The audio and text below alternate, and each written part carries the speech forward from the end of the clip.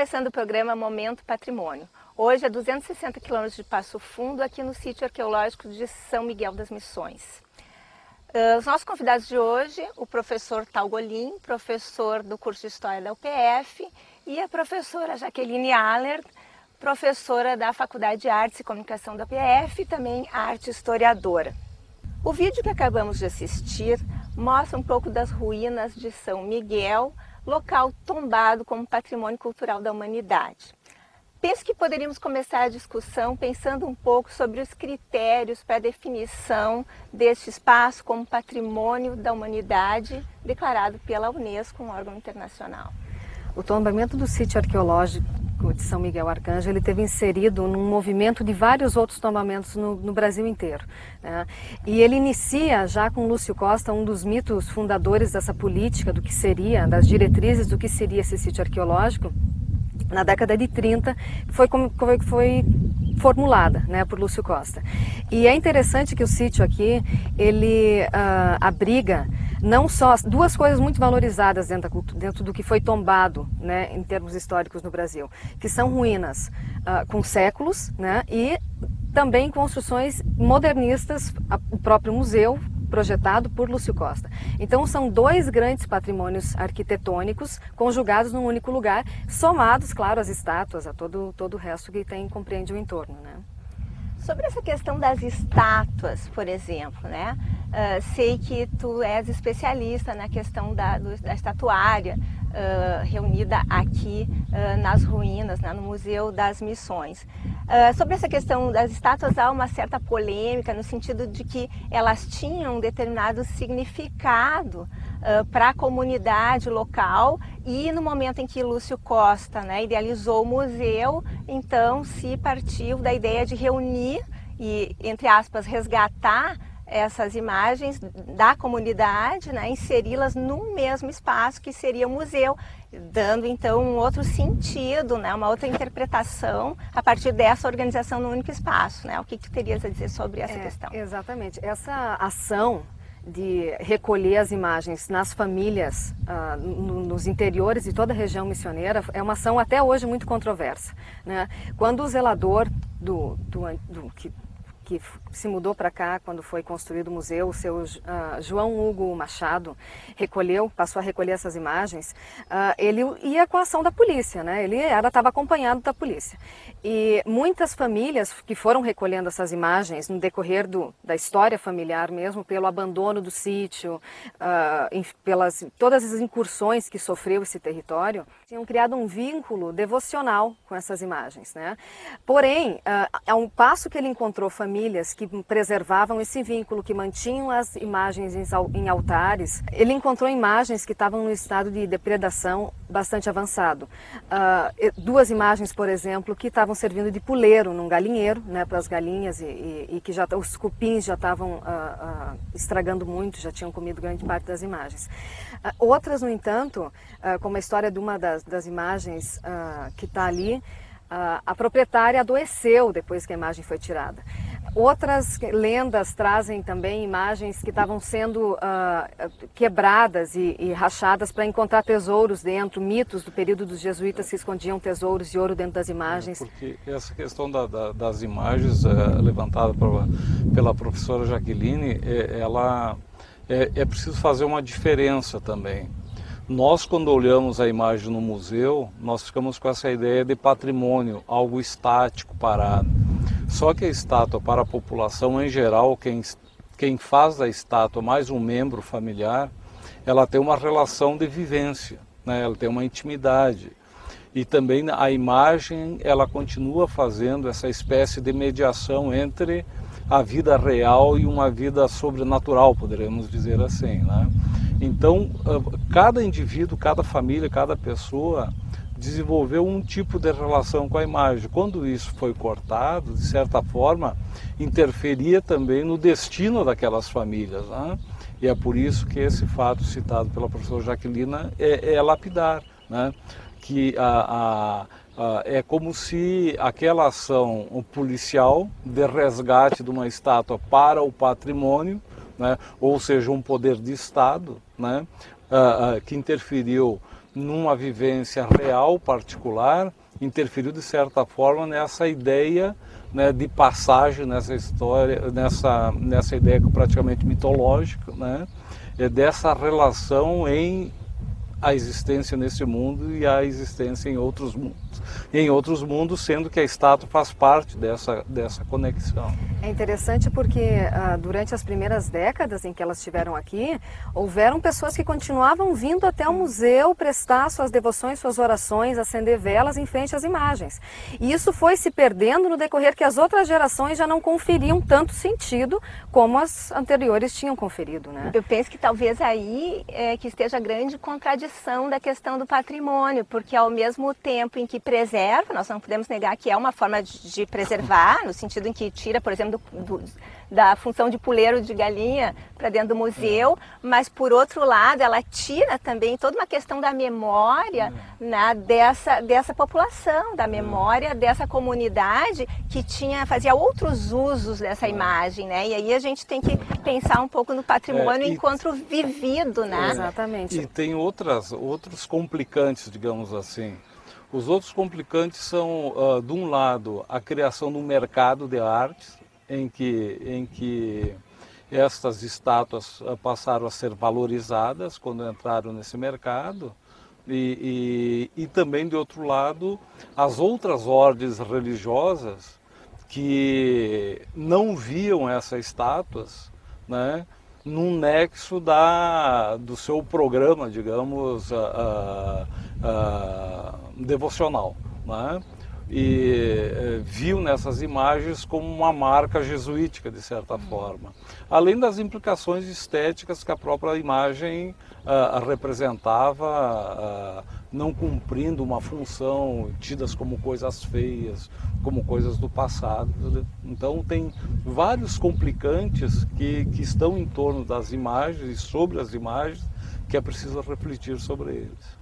Talvez entre aí a questão um pouco da disputa simbólica, né? A disputa até de poder, quando se institui ou se declara como patrimônio um certo espaço, né? Porque existe aí, nós sabemos, por exemplo, que Lúcio Costa estava dentro de todo um contexto nacionalista dos anos 30, né? A gente pode até remeter à questão de Vargas no momento, né? E que tinha interesse nessa região porque é dessa região, né? Então, também essas questões políticas, esses jogos de poder, né? Também fazem parte dessa questão do patrimônio. E essa ação política e essa ação do patrimônio como de preservação, também vinculada à questão do mercado de obras, nós temos um problema sério do ponto de vista do estudo acadêmico, porque não se sabe qual o volume de imagens que estão escondidas em acervos particulares, porque ainda tem esse medo de um espectro policial sobre os indivíduos. Se as imagens aparecerem, elas podem ser resgatadas, quando as políticas, na verdade, são outras hoje, são de registros desses acervos para que se possa fazer estudos sobre eles, né? Porque o acervo remanescente, não só o escultórico, né? O acervo de uma maneira geral. A perspectiva também é importante que ela abranja que um patrimônio ele é um fragmento, né? Dentro de um todo que foi muito complexo. Assim como a estatuária, eu acho que a estatuária é muito alusiva nesse sentido, porque o que está no museu são mais de 100 imagens que estão, são 99 imagens que estão no museu agora, aliás, e fora as com reserva técnica, né? Mas elas são um fragmento de inúmeras imagens que ainda estão em posse em algumas famílias. Imagens que no período em que foi feito esse resgate, essa tomada dessas imagens, elas não tiveram um valor histórico e artístico valorizado, né? Tanto que o Lúcio Costa deixa carta, é claro, nas cartas que ele escreve, que ele quer imagens consideráveis, né? Ou seja... Consideráveis... Para quem? Que supostamente tivessem um valor artístico, cultural relevante. E isso é vincular elas, querendo ou não, a uma estética europeia, a estética do barroco, a estética do suntuoso, como as imagens que estão, e um acervo riquíssimo que demonstra essa aptidão técnica que o indígena tinha, né? Como o grande provedor disso tudo, né? Eu acho que um pouco dessa questão também, trazendo um pouco para os dias atuais, não é? acho que é importante talvez discutir essa relação até do que tipo de valores se atribui ao patrimônio, né, e quais os grupos que têm interesse em determinados valores que são atribuídos ao patrimônio, e pensar um pouco dessa relação com o turismo, porque eu penso que, de uma certa forma, nós podemos pensar que o turismo viabiliza, de certa forma, economicamente, né, a conservação do espaço. Por outro lado, tem outros que dizem que o turismo acaba por estragando o patrimônio, enfim, né, degenerando o patrimônio na medida em que há uma exploração e até o próprio sentido, né, porque as pessoas vêm, elas são inundadas de folders, guia turístico, luz, som, imagem, e que vai guiando, direcionando o olhar, né, desse turista. Esse é o problema, no meu modo de ver, quer dizer, esse condicionamento do olhar para uma coisa muito funcional, muito exterior, né, e que não dá conta da complexidade que aqueles elementos, né, uma igreja, por exemplo, a arquitetura, a praça, as significações que essas coisas têm. Há uma ideia, digamos assim, do turismo, ao mesmo tempo que sensibiliza ou inculca as pessoas,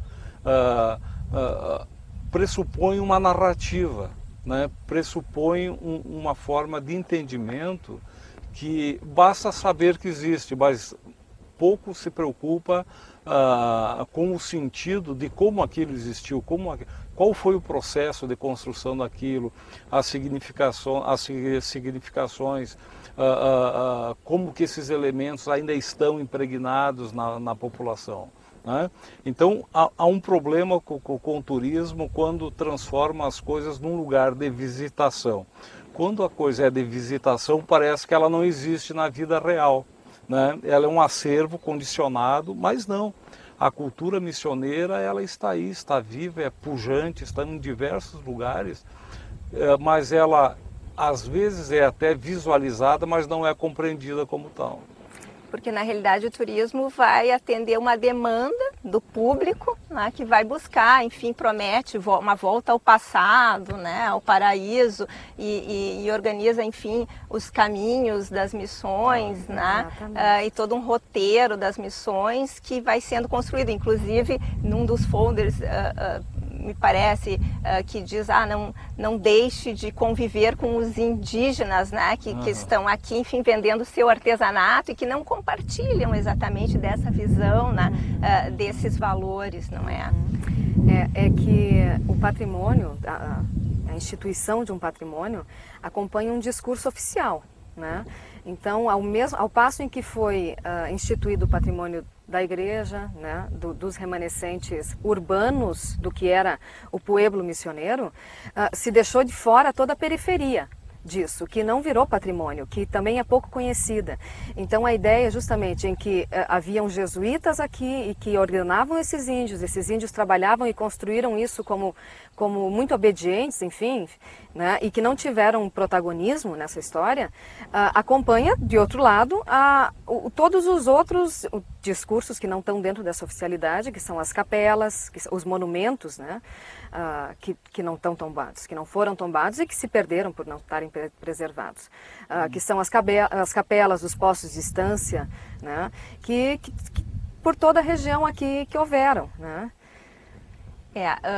Essa questão dessa apropriação, né, nós podemos ver, por exemplo, qual o significado por exemplo, do Sepete Araju, por exemplo, né? Tem um trabalho da série Scaran que fala como ele tem o Sepete Araju, ele pode ter um significado, por exemplo, para o movimento Sem Terra, né, onde ele vai significar exatamente a luta, né, pela terra. Ele tem um significado, por exemplo, para os latifundiários, que vai significar a defesa da propriedade, mas ele também é um herói para eles, né? Então, e também é um herói indígena, né? Então, uma bandeira anti-imperialista, vários usos. Vários usos, Cada exatamente. geração se apropria da maneira que lhe convém, do patrimônio e do discurso histórico construído. E como se colocaria, e eu pergunto para vocês, nesse contexto todo, nessas discussões, né, nessas disputas aí de atribuição de valores ao patrimônio, como se colocaria os visitantes, por exemplo, que vêm para cá e compram um pacote turístico, né? Outros vêm, a gente sabe que esse local recebe excursões o ano inteiro, né? Muitas excursões de escolas que vêm para cá e que tem, inclusive o currículo das escolas, na sua maioria, elas inserem no seu currículo a visita às missões, então já é meio tradicional no estado, né? Então como vocês veem exatamente esse processo, né? Eu vejo assim, ó, este lugar, ele é fundamental, assim como ele está, mas ele ainda não cumpre um papel que talvez fosse relevante. Ele deveria ser, de certa forma, uma plataforma, um lugar de passagem para se adentrar na história colonial do Rio Grande do Sul, da América Meridional, e fundamentalmente compreender o processo missioneiro. E além de compreender o processo missioneiro, como esse tipo de sociedade, na sua desagregação digamos assim, da orientação jesuítica, como isso interferiu na formação das populações que vieram depois. Eu acho que essa ideia de passagem, essa ideia de continuidade, de processo, é que está faltando. Né? Senão fica uma coisa estanque, algo que se assiste, algo que está parado. Não, isso aqui foi o resultado de décadas de trabalho. Né? Aqui nós temos uma ocupação de longa duração, a igreja precisou de muito tempo para ser feita, cortar essas pedras das pedreiras que ficavam longe daqui, transportar para cá. Então, o que está faltando é conectar, e isso só a escola pode fazer, o turismo não consegue fazer. Porque o turismo, em essência, ele é as ruínas são uma motivação para a viagem. O principal é a viagem. Né? Não é um estudo, um conhecimento, quer dizer, tem um motivo para viajar. Então, nesse processo, 1%, vai aprofundar, vai chegar nisso que a gente quer. Então, por isso que é necessário ter lojas que vendam bons livros, ou bons documentários. Né? Inclusive, essa enorme produção que tem na academia não tem o seu lugar para fazer esta mediação com o público, né? que são milhares de pessoas que estão aqui anualmente. Isso passa um pouco pela educação patrimonial, eu penso, né?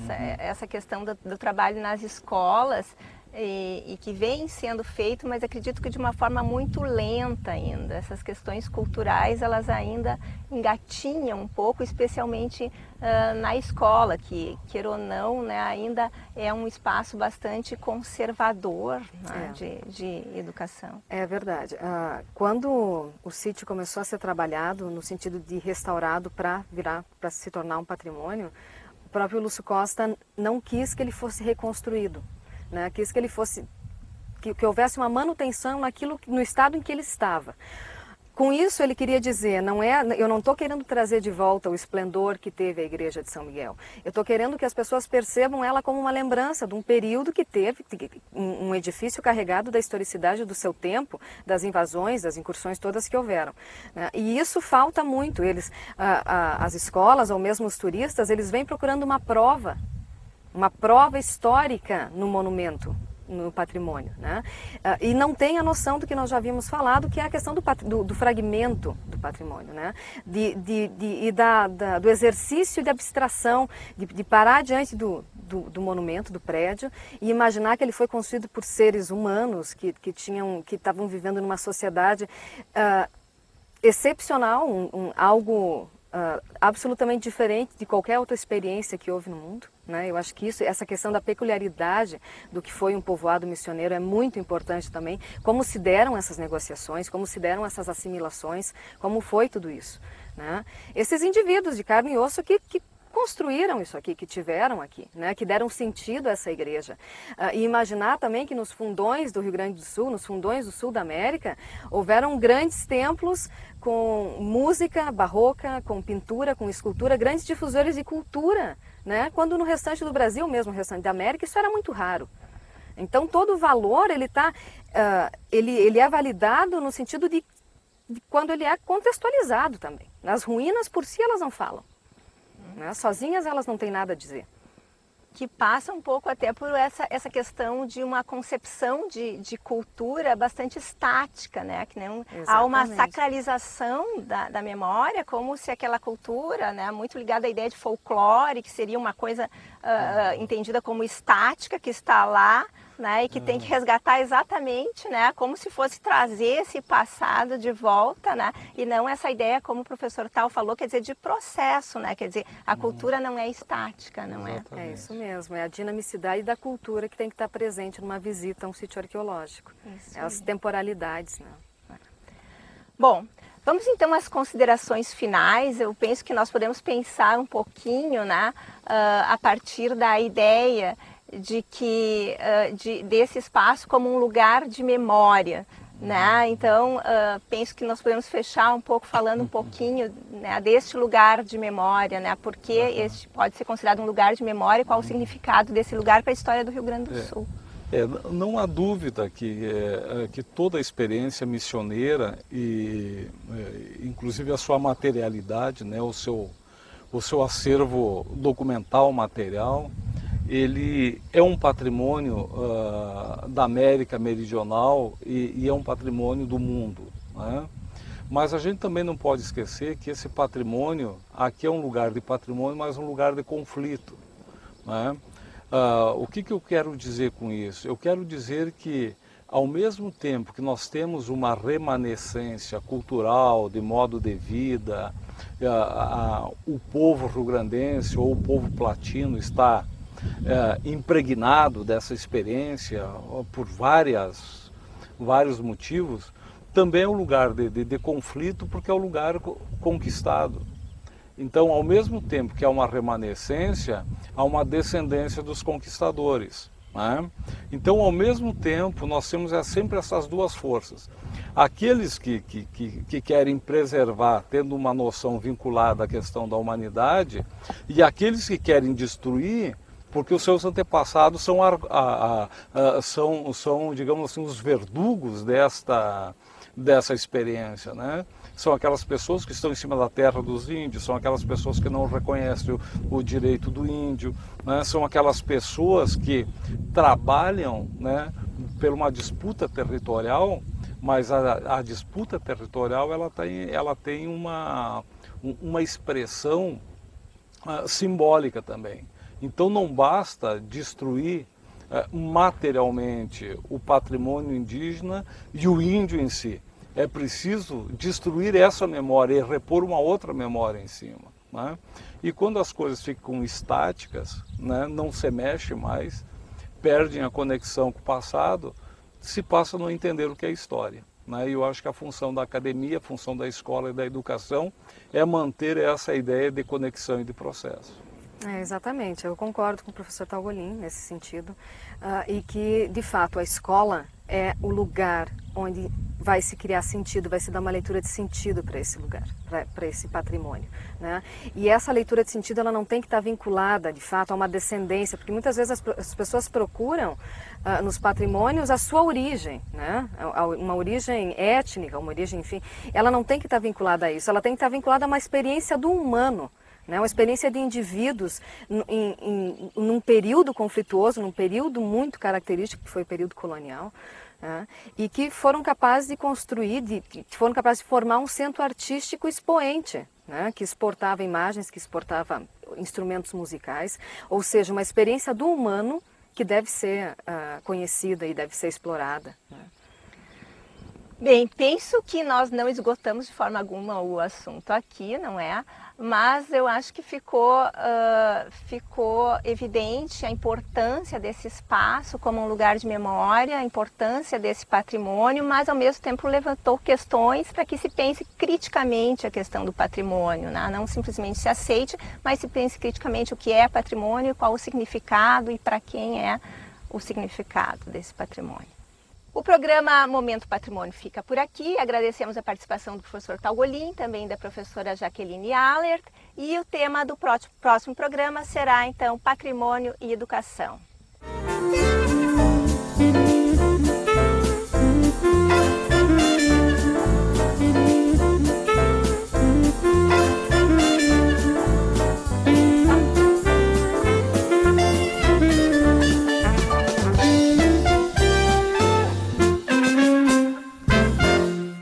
Apoio Cultural Patrimônio Imóveis. Os melhores negócios ao alcance de um clique.